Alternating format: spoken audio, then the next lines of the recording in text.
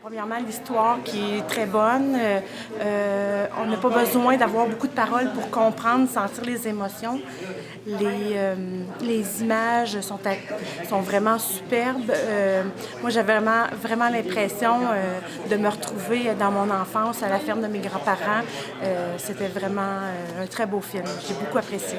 Grande chance d'avoir le réalisateur, non, le directeur photo avec nous pour commenter le film. C'est vraiment un plus pour le public. Puis j'ai vraiment apprécié un autre film québécois à découvrir grâce au Ciné-Club de Prévost.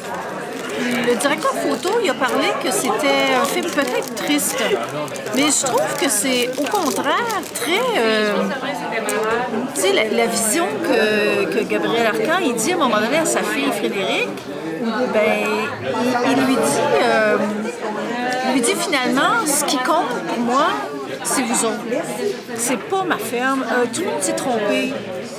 Puis ça, je trouve ça assez... je trouve que c'est ça le message du film. J'ai trouvé que Le Démantèlement est un excellent film. L'image, la luminosité est exceptionnelle. Tourné très tôt le matin, comme nous a dit le directeur photo. Et le souci du regard et du jeu de M. Arcan est aussi très, très bien. Et ce qui me touche beaucoup, c'est qu'il le fait pour sa fille, pour son enfant. Et c'est pas convaincant que finalement elle a la bonne raison de le faire. Elle aurait pu s'arranger toute seule. Mais j'ai l'impression que le personnage avait une belle occasion de passer à autre chose en même temps.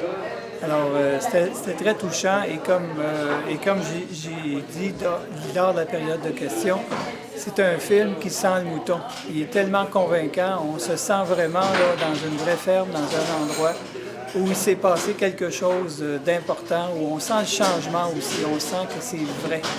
Et Gabriel Arcan est un urbain et il a joué de façon extraordinaire une personne de la campagne et je pense que c'est une façon de montrer tout le respect qu'il y a pour les gens de la campagne aussi.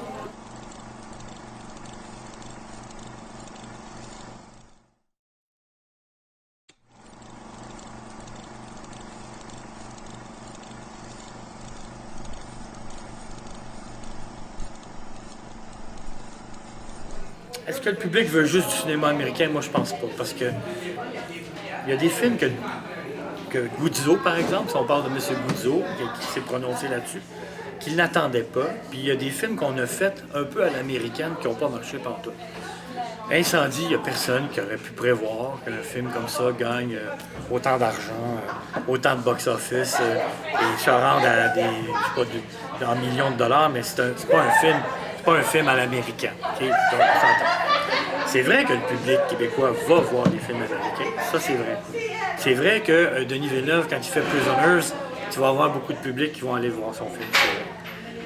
C'est vrai par contre que la Sodiac a essayé de faire des films qui marchent avec des recettes plutôt comme de la comédie, avec comme Hot Dog par exemple, comme l'Empire Bossé, avec des vedettes de télévision qui sont des grandes vedettes que les gens adorent et regardent chaque semaine.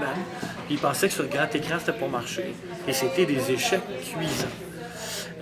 L'Empire Bossé a fait moins que Le Démantèlement et Hot Dog a fait la moitié du démantèlement au box-office. Et le film qu'on a vu ce soir, c'est un film qu'on appelle d'auteur, un film qui n'est pas une comédie, un film qui n'a pas été écrit pour plaire à tout le monde et qui plaît à beaucoup de gens. Gabriel, c'est un magnifique film qui a plu à beaucoup de monde aussi. Donc, ça serait faire, pour répondre rapidement, parce que c'est long mon affaire, mais pour répondre plus rapidement, si la Sodec a essayé de faire que certains films soient faits pour plaire au public comme les films américains leur plaisent, ils ne gagnent pas à chaque fois, c'est 1 sur 2. Tandis qu'il y a des bons films d'auteurs qui sont là et que les gens vont voir aussi. Il y a des films aussi, on s'entend là, il y a des films plates, il y a des films pas réussis, il y a des films... Mais souvent, c'est des films dans un créneau qui s'appelle le volet indépendant. C'est des budgets à 1 million, 1 million. C'est pas des films à 4 millions, à 5 millions.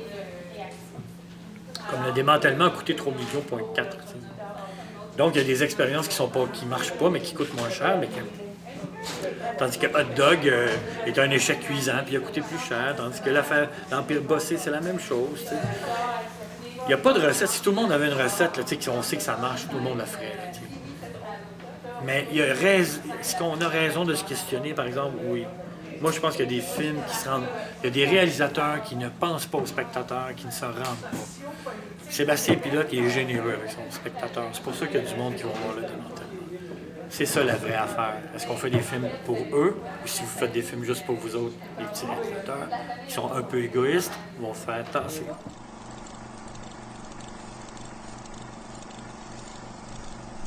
Moi, je pense que les gars, ils ont des opportunités immenses en faire des films-là pour apprendre quelque chose d'autre qu'ils ne savent pas faire.